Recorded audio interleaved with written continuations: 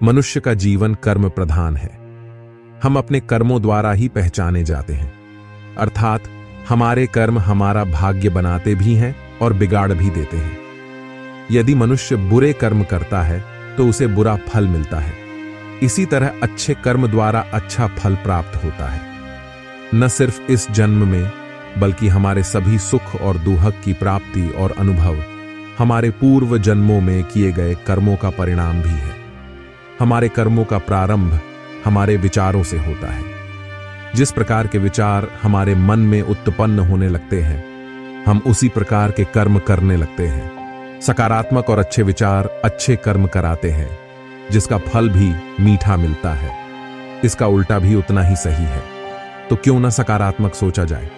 इसलिए कर्म के महत्व, उसके सिद्धांतों और नकारात्मक विचारों को छोड़ सकारात्मक कर्म करने की प्रेरणा देते कर्मा पर अनमोल विचार। आइए जानते हैं।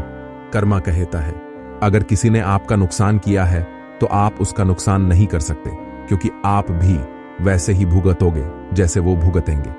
कर्मा कहता है, बदला लेने के लिए मत सोचो, आराम से बैठो और प्रतीक्षा करो। जिन लोगों ने आपके साथ बुरा किया है, अंत में उनके साथ भी बुरा ही होगा। कर्मा कहता है, अगर आप हर किसी के प्रति सकारात्मक सोच रखते हैं तो वापस आपको भी ऐसा ही मिलने वाला है जैसा आप दूसरों के लिए सोचते हो। कर्मा कहता है, एक दिन तुम वापस देखोगे और महसूस करोगे कि तुम उन चीजों के बारे में बहुत अधिक चिंता करते हो जो वास्तव में मायने नहीं रखती है। कर्मा कहता है, तुम्हारे द्वारा की गई नफरत कभी न कभी वापस तुम्हारे पास जरूर आएगी। दूसरों से प्यार करोगे तो तुम्हें भी प्यार ही मिलेगा। कर्मा कहता है, कर्म का सब खेल है, यह लौट कर तो आएगा। जो आज तुझे रुला रहा, कल कोई और उसे रुलाएगा।